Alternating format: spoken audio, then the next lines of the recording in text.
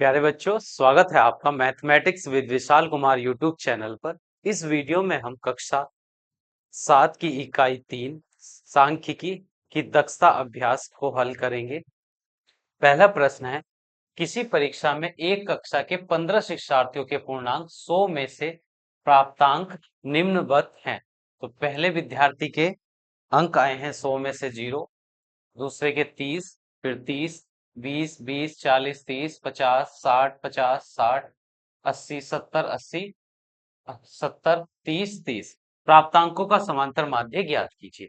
अब जो किसी परीक्षा एक कक्षा के 15 शिक्षार्थियों का पूर्णांक है, किसी परीक्षा का पूर्णांक है 100, 100 में से उन्हें निम्न अंक प्राप्त हुए हैं, इन सभी का हमें समांतर माध्य ज्ञात करना है। तो समांतर माध्य निकालने का सूत्र होता है समांतर माध्य बराबर पदों का योग, पदों का योग और हर में आ जाएगा पदों की संख्या, पदों की संख्या। तो यहाँ पर पद है ये 15 विद्यार्थी, तो उनके अंक हैं 0, 0 plus 30 plus 30 plus 20, 20 plus 20, 20 plus 40 plus 30 plus 50 plus 60 plus 50 plus 60 plus 80 plus 70 plus 30 plus 30। 1, 2, 3, 4, 5, 6, 7, 8, 9, 10, 11, 12, 13, 14, 15। अब ये 15 पदों का हम योगफल ऊपर निकालेंगे और पदों की संख्या है यहाँ पर 15, क्योंकि 15 शिक्षार्थियों के ही अंक यहाँ पर दिए गए हैं। तो अब हम इनको जोड़ते हैं, 30 और 30 हो जाएंगे 60, 60 में 20 जोड़ेंगे 80, 80 20 100, 100 140, 170, 170 में 50 जोड़ेंगे 220 और 60 जोड़ेंगे 280, 280 में 50 जोड़ेंगे तो हो जाएंगे 330, 330 और 330 में 60 जोड़ेंगे 390 और 8 जोड़ेंगे तो 470, 470 में 470 में 70 जोड़ेंगे तो हो जाएंगे 540, 540, 500, 570 और 5 हो जाएंगे 600। तो कुल प्राप्तांकों का जो योगफल आया है वो आया है 600 और बटे में है 15। फिर 15 से 600 को भाग देंगे, 15 चौका 60 और एक जीरो आ जाएगा तो हो जाएगा 40। तो 40 आ गया है इन प्राप्तांकों का समांतर माध्य। अब प्रश्न संख्या 2 पर चलते हैं। 10 बालिकाओं के भार क्रम किग्रा में क्रम से 40, 42, 41, 38, 36, 35, 42, 37, 35, 35 किलोग्राम है। इनके भारों का समांतर माध्य ज्ञात करना है। तो यहाँ 10 बालिकाओं का जो भार है वो किलोग्राम में दिया गया है, उन सभी भारों का हमें समांतर माध्य ज्ञात करना है। तो समांतर माध्य का सूत्र होता है समांतर माध्य बराबर पदों का योग, पदों का योग और हर में आता है पदों की संख्या, पदों की संख्या। तो पदों का योग यहाँ पर है, पद है यहाँ पर 40 प्लस 42 प्लस 41 प्लस 38 और प्लस 36 प्लस 35, उसके बाद प्लस 42, 37 और 35 प्लस 35। यहाँ पर 10 पद हैं, नीचे पदों की संख्या। तो यहाँ 10 बालिकाओं का भार किलोग्राम में दिया गया था, तो यानी कि पदों की संख्या भी है 10। अब इनको हम जोड़ लेते हैं, 5 और 5 10 और 7 17 और 2 19 और 19 और 5 24 और 6 30, 30 और 8 38 और 1 39 और 2 जोड़ेंगे तो हो जाएंगे 41, 41 का 1 और हासिल लगेंगे 4। अब जोड़ते हैं, 3 3 6 3 9, 9 4 13, 13 और 3 16, 16 3 19 और 3 22, 22 4 26, 26 और 4 30 और 4 34 और 4 हासिल वाले जोड़ेंगे तो हो जाएंगे 38 और बटे में है 10। अब 10 से भाग करेंगे 381 को तो आ जाएगा, 381 को भाग करेंगे हम 10 से तो 3 8 1, तो 10 तिया 30, बचे 8, उतार लिया 1, 10 अट्ठे 80। 81 में से 80 माइनस करेंगे 1 आ जाएगा, 10 लगाएंगे जिससे 1 जीरो बढ़ जाएगा, 10 एकन 10। तो आ जाएगा उत्तर 38.1 किलोग्राम, केजी। यहाँ पर आ गया है इन 10 बालिकाओं के भार का समांतर माध्य आया है 38.1 किग्रा। अब अगले प्रश्न पर चलते हैं, प्रश्न संख्या 3। निम्नलिखित सारणी में 50 शिक्षार्थियों का भार किलोग्राम में दिया गया है, उनके भारों का समांतर माध्य ज्ञात कीजिए। इस प्रश्न में हमें जो आंकड़े दिए गए हैं वो एक तालिका के रूप में दिए गए हैं और प्रत्येक आंकड़े की एक हमें दी गई है बारंबारता। तो जब हमें बारंबारता दी जाती है आंकड़ों की, तो हमने सीखा है पिछली अभ्यास में, तो उनकी बनाते हैं एक तालिका जिसमें होते हैं 3 कॉलम।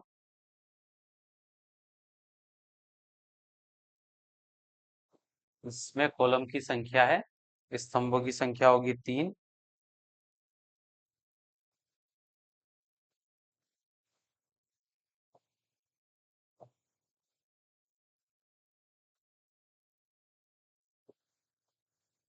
तो पहले कॉलम में आ जाएगा भार, जिसे हम x से प्रदर्शित करेंगे, और दूसरे कॉलम में आ जाएगी बारंबारता। बारंबारता बारंबारता इसे हम प्रदर्शित करेंगे f से, और तीसरे कॉलम में हम इन दोनों का गुणनफल, x का गुणनफल f के साथ। तो ये आ जाएंगे। प्रथम पद है यहाँ पर भार, पहला पद है 40 और उसकी बारंबारता है 40 की बारंबारता है 4। और फिर उसके बाद दूसरा पद है 42, 42 की बारंबारता है 12।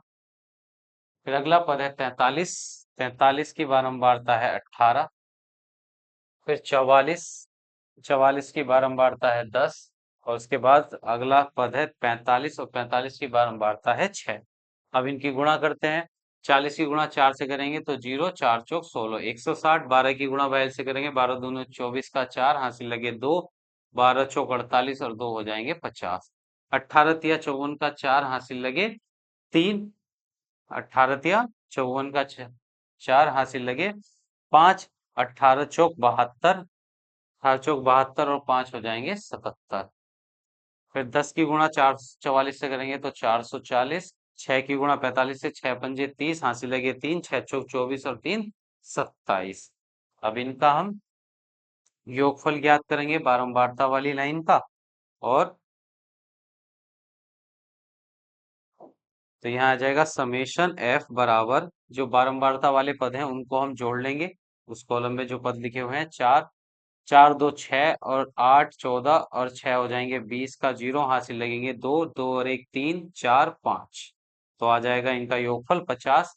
अब यहाँ समेशन एफ एक्स निकालते हैं, जितने भी एफ एक्स वाले पद आए हैं उनका सबका योगफल 4 4 8 हो जाएंगे 8, 6 7 13, 6 4 10, 10 में 7 जोड़ेंगे तो 17, 17 और 7 हो जाएंगे 24 का 4, हासिल लगे 2, 2 और 1 3, 3 और 5 8, 8 और 7 हो जाएंगे 15, 15 में 4 जोड़ेंगे 19, 19 में से 19 में 2 जोड़ेंगे तो आ जाएगा 21। एक बार दोबारा से देख लेते हैं। 4 4 हो गए 8, 6 4 10 और 7 17, 7 24 का 4, हासिल लगे 2, 2 और 1 3, 3 और 5 हो जाएंगे 8, 8 में 7 जोड़ेंगे तो हो जाएंगे 15, 15 4 19, 19 और 2 हो जाएंगे 21। तो यहाँ आ जाएगा समांतर माध्य, समांतर माध्य बराबर समेशन एफ एक्स और बटे में समेशन एफ। और समेशन एफ एक्स का मान आया है 2148, 2148, और बटे में आ जाएगा समेशन एफ का मान 50।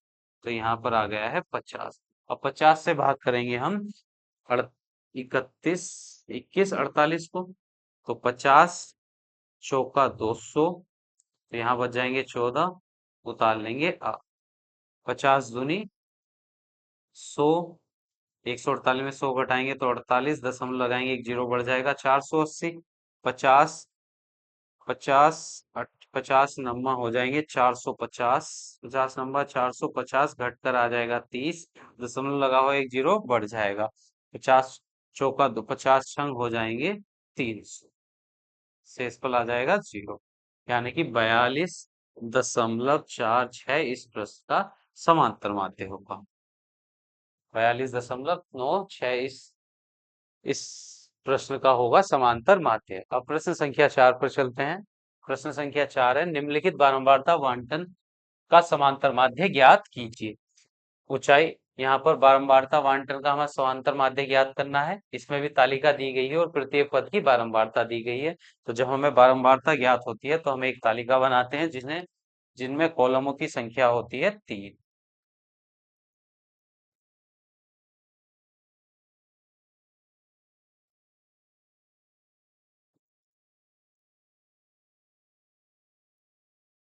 जिसमें कॉलम की संख्या होती है 3। तो एक,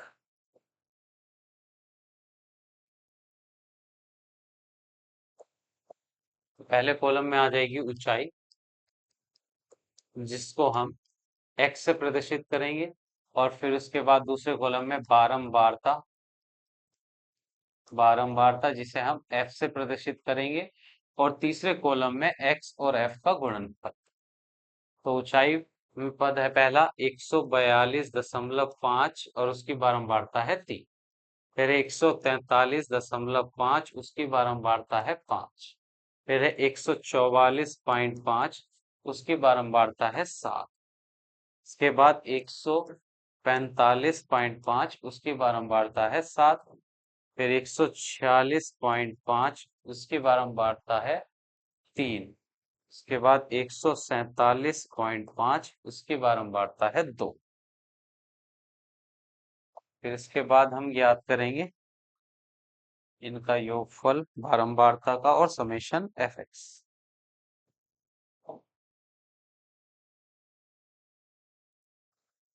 यहाँ ज्ञात करेंगे हम समेशन एफ, और इस वाले कॉलम में निकालेंगे समेशन एफ एक्स बराबर।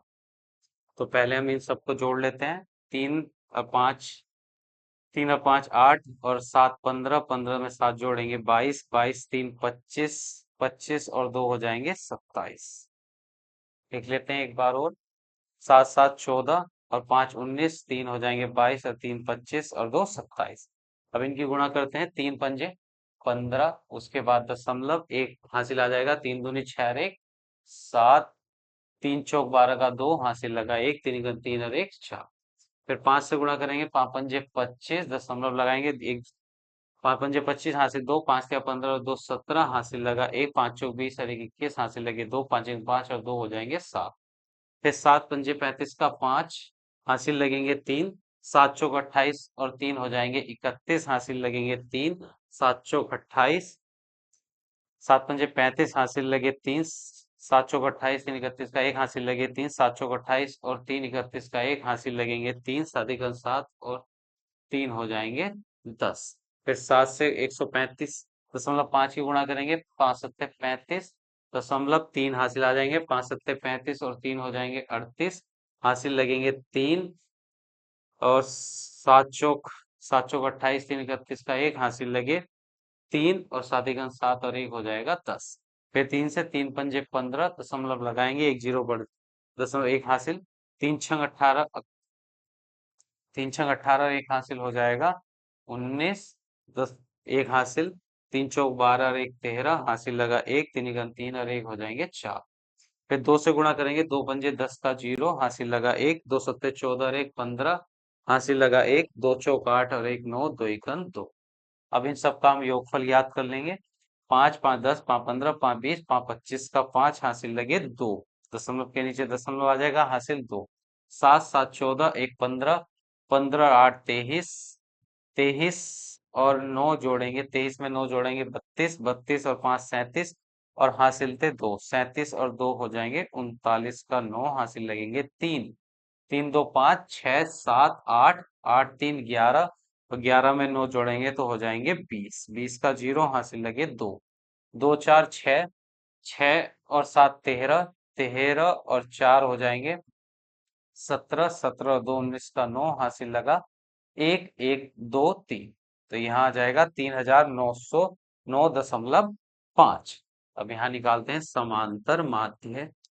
समांतर माध्य बराबर summation F x, summation F x और बटे में summation F. Summation F x का मान आया है 3909, 3909.5 और समेशन एफ का मान है 27। तो बटे में आ जाएगा 27, दशमलव हटाएंगे तो एक जीरो बढ़ जाएगा। अब ये 5 से विभाज्य हो जाएगा। 5 5 सत्ते 35, 4 बचे, 5 अट्ठे 40, 5 इकन 5 बचे 4, 5 नम 45 और 5 पंजे 25 बचे 2, 5 चौक 20, 24 तो आ जाएगा 7819 बटे में 54। देखते हैं 3 से विभाजित होंगे या नहीं। 3 से विभाजित करेंगे 3 3 18, 3 से विभाजित नहीं होंगे। फिर हम इसको भाग कर देंगे। 54 से भाग करेंगे 58, 7819 को हम भाग करेंगे 54 से, तो 54 आ जाएंगे। 8 में से 4 घटाएंगे तो आ जाएंगे 4, 7 में से 5 घटाएंगे तो 2, उतार लेंगे 1, तो 54 पंजे 5 चौक 20 का जीरो, हाथ से लगे 2, 5 पंजे 25 और 2 27, ज्यादा हो जाएंगे तो यहाँ हम रखेंगे 4, तो 4 चौक 16, हासिल लगाए 4 पंजे 20 और 1 हो जाएंगे 21। 16 में से 11 में से 6 घटाएंगे तो बचेगा 5, 3 में से 1 घटाएंगे 2, उतार लेंगे 9, तो अब ये कट जाएगा। 5 व 5, 5 चौक 20, 2 हासिल, 5 बार ज्यादा हो जाएगा, फिर जाएगा 4 बार। 5 चौक 20, 4 चौक 16, हासिल लगा 1, तो आ जाएगा 216, घटाएंगे 9 में से 6 घटाएंगे 3, 5 में से 1 घटाएंगे 4, दशमलव लगाएंगे तो जिससे एक जीरो बढ़ जाएगा। अब देखते हैं 8 बार, 8 पंजे 4, 8 चौक 32, 3 हासिल, 8 बार चला जाएगा। 8 चौक 32 का 2 हासिल लगे 3, 8 पंजे 40 और 3 43, जो ज्यादा हो जाएंगे तो ये कम में जाएगा पहाड़ा 7 बार। 7 चौक 28 का 8 हासिल लगे 2, 7 पंजे 35 और 2 37। अब इनको घटाएंगे, 10 में से 8 घटेगा बचेगा 2, 12 में से 7 घटेंगे तो बच जाएंगे 5। अब दसवां लगाएंगे जिससे एक जीरो बढ़ जाएगा। अब देखते हैं कितनी बार कटता है, ये चला जाएगा 9 बार, तो लगभग 144.79 हो जाएगा इस प्रश्न का समांतर मत। अब इस प्रश्न को मैं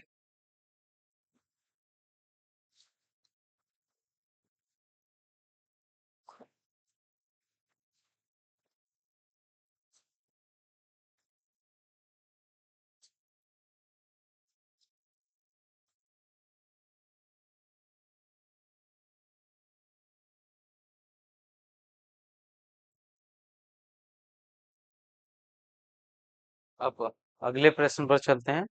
प्रश्न संख्या प्रश्न संख्या 5। नीचे दी गई तालिका में किसी क्षेत्र के एक वर्ष में विभिन्न खाद्यान्नों में उत्पादन के आंकड़े दिए गए हैं। आंकड़ों का पाईग्राफ निरूपण कीजिए। अब इस तालिका में एक वर्ष में विभिन्न खाद्यान्नों के उत्पादन के आंकड़े दिए गए हैं, जिनको हमें एक पाईग्राफ के द्वारा प्रदर्शित करना है। तो पाईग्राफ बनाने के लिए पाईग्राफ में हम देखते हैं, पाईग्राफ बनता है एक वृत्त के अंदर, और वृत्त होता है 360 डिग्री का। एक वृत्त होता है 360 डिग्री का। अब इस पूरे 360 डिग्री में हम देखते हैं मक्का का कितना भाग होगा, फिर मटर का, चना, गेहूं और धान का कितना कितना भाग है डिग्री में। तो वो भाग कैसे निकालते हैं, चलिए देखते हैं। पहले निकालते हैं मक्का। अब यहाँ पर पहले हम इनका कुल योगफल निकाल लेते हैं। 4 और 4 हो जाएंगे 8, और 6 14, और 10 24, और 2 हो जाएंगे 36। 24 और 12 हो जाएंगे 36। तो कुल योग आया है 36। 36 में से मक्का का कितना आंकड़ा है, 4। 36 में से मक्का है 4 पर, तो 36 आ जाएगा हर में और 4 लिख देंगे ऊपर। अब गुणा करेंगे, इस पूरे गोले का मान कितना होता है डिग्री में, एक 360 डिग्री, तो 360 से हम इसकी गुणा कर देंगे। 36 से कट जाएगा 10 बार, 36 ढाई 360, 10 की गुणा 4 से करेंगे तो आ जाएगा 40 डिग्री। तो मक्का का भाग है इस 360 डिग्री में से 40 डिग्री भाग में है मक्का। फिर मटर का भाग निकालते हैं। मटर बराबर, तो कुल 36 में से मक्का है 4 पर, तो 4 इसकी गुणा करेंगे 360 डिग्री से। 36 से 360 कर जाएगा 10 बार, और 10 की गुणा 4 से करेंगे तो आ जाएगा 40 डिग्री। तो 40 डिग्री भाग में है मटर। उसके बाद चना। 36 में से चने का भाग है 6। 36 में से 6 पर है चना, और उसकी गुणा कर देंगे हम 360 डिग्री से, तो ये कट जाएगा 10 बार, 6 हो जाएंगे 60। इसके बाद गेहूं का भाग ज्ञात करते हैं। गेहूं गेहूं का है 36 में से, गेहूं है 10 और गुणा कर देंगे 360 डिग्री से, तो ये कट जाएगा 10 बार, 10 की गुणा 10 से करेंगे तो आ जाएगा 100 डिग्री। उसके बाद धान का भाग ज्ञात करते हैं। धान बराबर 36 में से धान है 12 और गुणा करेंगे 360 डिग्री से, तो 36 से 360 कट जाएगा 10 बार, 12 की गुणा 10 से करेंगे तो आ जाएगा 120 डिग्री। तो यहाँ पर मक्के का भाग आया है 40 डिग्री, मटर भी 40 डिग्री है, चना है 60 डिग्री भाग में और गेहूं है 100 डिग्री भाग में और बचा धान 120 डिग्री भाग में। अब पाई ग्राफ में बनाते हैं इनका भाग। तो पहले हम एक लाइन खींच लेते हैं, एक रेखा खींच लेते हैं। तो केंद्र का केंद्र होगा जैसे यहाँ, तो केंद्र में एक रेखा खींची जिस पर कोण बनाएंगे हम पहले, एक सीधी रेखा खींची जिस पर कोण बनाएंगे 40 डिग्री का, 40 डिग्री का कोण बनाएंगे।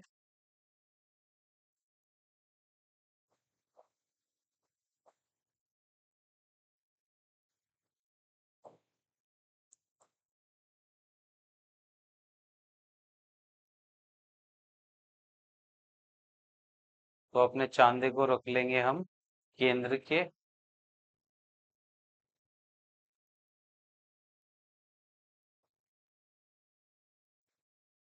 और यहाँ पर बना देंगे 40 डिग्री का निशान होगा, 0, 10, 20, 30, 40, तो इस सामने आ जाएगा 40 डिग्री,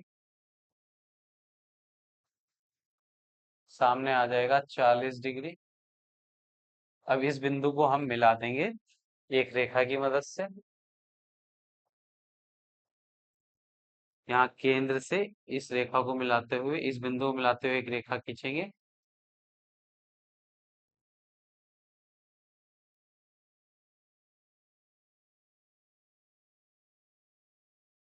तो आ जाएगी यहाँ पर, ये भाग हो जाएगा 40 डिग्री और ये भाग है मक्का, इस भाग में है मक्का। अब दूसरा भाग बनाते हैं मटर, वो भी है 40 डिग्री पर, तो केंद्र पर रखेंगे चांदे को और रखा हमारा चांदा और 40 डिग्री का कोण बना देंगे।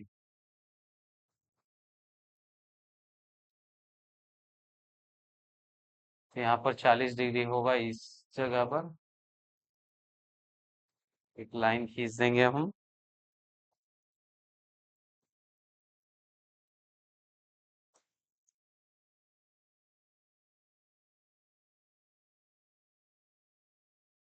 पहले बिंदु लगा लेते हैं 40 डिग्री पर यहाँ पर।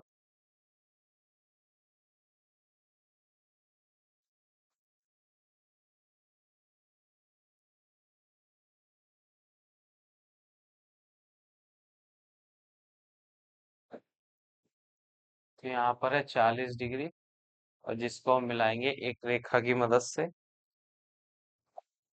केंद्र से मिला देंगे इस बिंदु को जो होगा 40 डिग्री पर,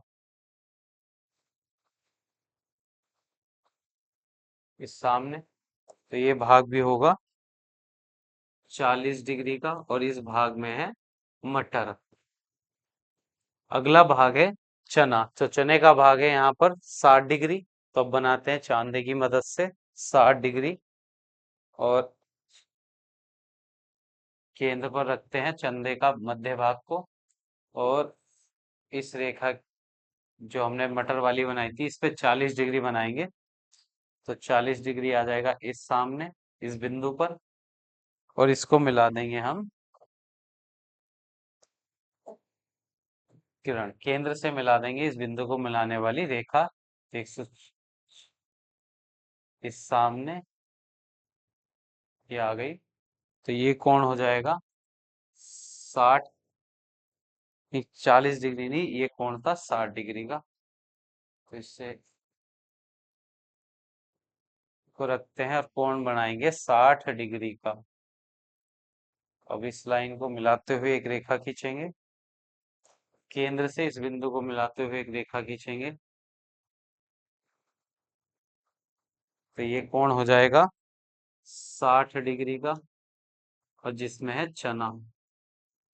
फिर अगला भाग है गेहूं का, तो गेहूं का भाग है 100 डिग्री, तो यहाँ पर हम बनाएंगे 100 डिग्री का कोण।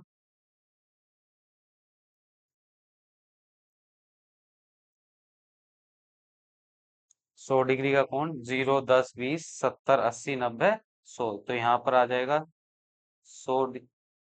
इस सामने से मिलाते हुए एक रेखा खींच देंगे हम,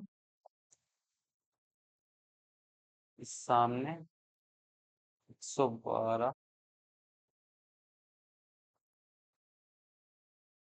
ये हो जाएगा 100 डिग्री का कोण। ये भाग है 100 डिग्री, इसमें है गेहूं,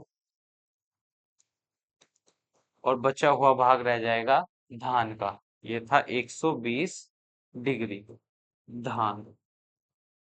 अब एक वर्ष में विभिन्न विभिन्न खाद्यान्नों के उत्पादन के आंकड़े दिए गए थे, जिसकी मदद से हमने उनका पाई ग्राफ बना दिया है। तो ये पाई ग्राफ अपनी नोटबुक में आप बना लेना।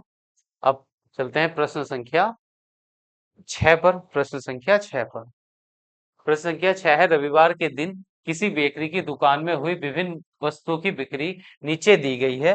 त्रिज्या खंडों के केंद्रीय कोण ज्ञात करके सारणी बनाइए और इस सारणी का प्रयोग करके एक पाई चार्ट खींचिए। तो ये बेकरी में जो विभिन्न वस्तुएं हैं उनकी बिक्री दी गई है। ब्रेड 320 रुपए का बिका, मीठा बिस्कुट 120, नमकीन बिस्कुट 140, पेस्ट्री 80 रुपए और अन्य 40 रुपए पर।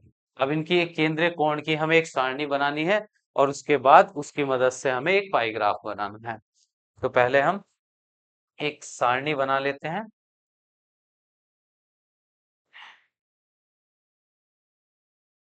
और जिसमें पदार्थ होंगे ये 4 ब्रेड, मीठा बिस्कुट, 3, 2, 5, 5 पदार्थ होंगे यहाँ पर। 1, 2,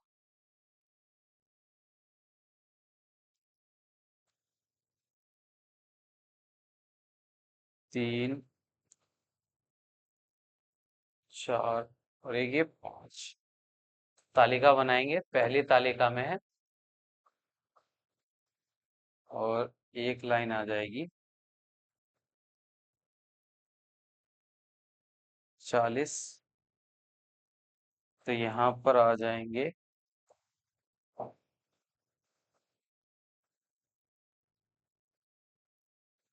यहाँ पर लिखेंगे हम वस्तु और उसका केंद्रीय कोण ज्ञात करके, त्रिज्या खंडों के केंद्रीय कोण। तो यहाँ पर आ जाएगी वस्तु का नाम, वस्तु, और यहाँ आ जाएगा केंद्रीय कोण, केंद्रीय कोण। तो पहली वस्तु है ब्रेड, तो ब्रेड का हम केंद्रीय कोण ज्ञात करेंगे। तो पहले इन सभी वस्तुओं का योगफल ज्ञात करते हैं, तो सबका योगफल आ जाएगा, तो 0, 0, ये आ गया 0, 2, 2, 4 और 6, 10 और 8, 18, 4 हो जाएंगे 22 का 2 हासिल लगेंगे 2, 3, 2, 5, 1, 6, 7, तो आ जाएगा 720। अब सबका योगफल आया है 720, तो ब्रेड का 720 में से ब्रेड का भाग है 320 रुपए का, और गुणा कर देंगे हम 360 डिग्री, क्योंकि पाई चार्ट में पूरा चक्कर होता है 360 डिग्री का। अब एक जीरो से जीरो कट जाएगा, 36 36, 36 दूनी 72, और 72 फिर 2 से विभाजित करेंगे 120 को, 2 एकम 2 बचा एक, दो छंग 2 एकम 2 बचा एक, दो छंग 12 और एक जीरो, तो आ जाएगा 160 डिग्री। 160 डिग्री। अब ब्रेड के बाद अगला भाग है मीठा बिस्कुट, मीठा बिस्कुट, तो 360, 720 में से मीठा बिस्कुट है 120, और गुणा कर देंगे 360 डिग्री से, एक जीरो कट जाएगा, और यहाँ ये कटेगा 36, 36 दाई 360 और 36 दूनी 72, और 2 से कट जाएगा 12 6 बार, तो 10 की गुणा 6 से करेंगे तो आ जाएगा 60 डिग्री। इसके बाद नमकीन बिस्किट, नमकीन बिस्कुट, नमकीन बिस्कुट है 720 में से 160, और गुणा करेंगे हम इसकी 360 डिग्री से। तो एक जीरो से जीरो कट जाएगा, 36 दूनी 72, 2 से भाग करेंगे 160 को तो आ जाएगा 80 डिग्री। तो 80 डिग्री। फिर आए पेस्ट्री, अगली वस्तु है पेस्ट्री। कुल है 720 में से पेस्ट्री है 80, और गुणा कर देंगे हम 360 डिग्री से जीरो कट जाएगा, 36 दूनी 72, और 2 से कट जाएगा 80, 40 बार, तो आ जाएगा 40 डिग्री। इसके बाद अन्य में है, अन्य वस्तु है 720 में से अन्य वस्तु है 40, इसी गुणा करेंगे 360 डिग्री से जीरो कट जाएगा, 36 दूनी 72, और 2 से कटेगा 20, 2 से कटेगा 40, 20 बार, तो आ जाएगा 20 डिग्री। अब हमने ये तालिका बना दी है, उनकी त्रिज्या खंडों के केंद्रीय कोण निकालना है सभी वस्तुओं के। अब इस सारणी का प्रयोग करके हम एक पाई चार्ट बनाएंगे। सारणी का उपयोग करके हम एक पाई चार्ट बनाएंगे।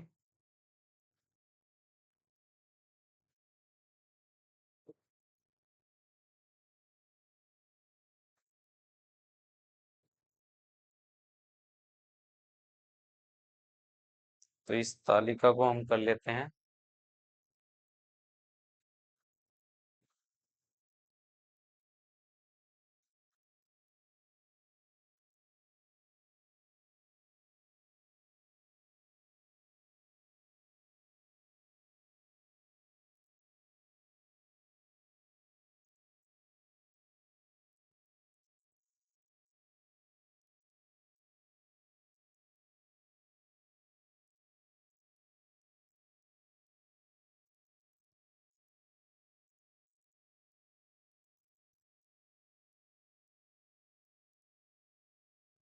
तो अब हम पाई ग्राफ बनाते हैं। तो पहले एक गोला बनाएंगे, वृत्त बनाएंगे, किसी भी त्रिज्या का एक वृत्त बना लेंगे। उसके केंद्र में, जैसे हम इसका वृत्त का केंद्र होगा यहाँ पर, उस केंद्र पे एक सीधी रेखा खींचेंगे पहले। उस पर पहला पहली वस्तु है ब्रेड, और ब्रेड का कोण है 160 डिग्री। तो हम अपने चांदे की मदद से 160 डिग्री का कोण बनाएंगे यहाँ पर। 160 डिग्री का कोण, तो 160 10 20, यहाँ पर होगा 160।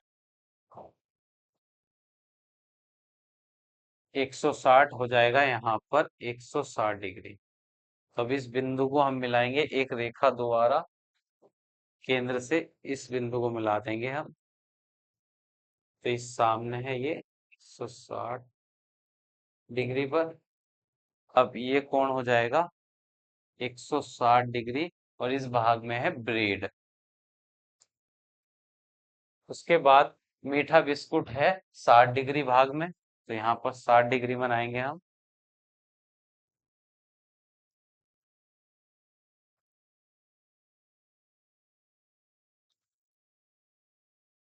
साठ डिग्री होगा, 10 20 30 40 और 60, और इसके सामने आ जाएगा यहाँ पर 60 डिग्री। अब इसको मिला देंगे एक रेखा के द्वारा।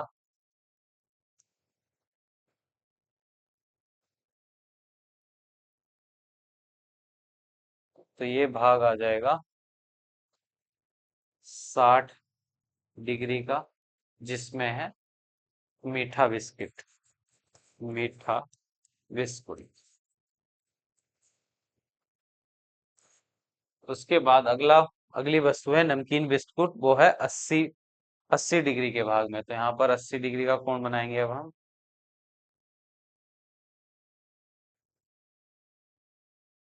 तो 80 डिग्री का कोण आ जाएगा, 80 डिग्री है यहाँ पर, और इसको मिला देंगे हम फिर एक रेखा की मदद से।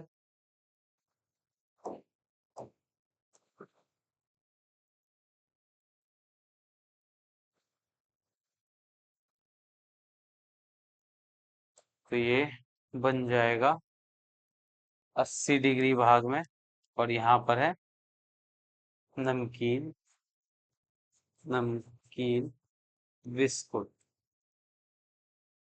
बिस्कुट। और शेष भाग में अभी है अगले पेस्ट्री है 40 डिग्री भाग में। अब 40 डिग्री भाग बनाते हैं यहाँ पर।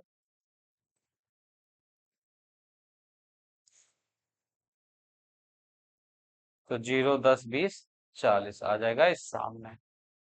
इसको मिला देते हैं एक रेखा की मदद से।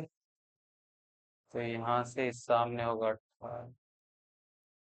तो ये हो गया है 40 डिग्री का भाग, और इसमें है पेस्ट्री। और शेष बचा हुआ भाग जो होगा 20 डिग्री, ये है अन्य वस्तुएं। तो दी गई जानकारी की मदद से हमने एक पाई ग्राफ बनाया है। रविवार के दिन किसी बेकरी की दुकान में हुई विभिन्न वस्तुओं की बिक्री रुपए में दी गई है। तो यहाँ पर सबसे ज्यादा बेक इस पाई ग्राफ की मदद से हम बता सकते हैं कि रविवार के दिन सबसे ज्यादा बेकरी किस वस्तु की हुई है, ब्रेड की। दूसरे नंबर पर नमकीन बिस्कुट की, फिर उसके बाद मीठा बिस्कुट, फिर पेस्ट्री, और सबसे बाद में अन्य वस्तु। इनकी बिक्री सबसे कम हुई है। तो यहाँ पर हमारी अभ्यास दक्षता अभ्यास 3 समाप्त हो जाती है।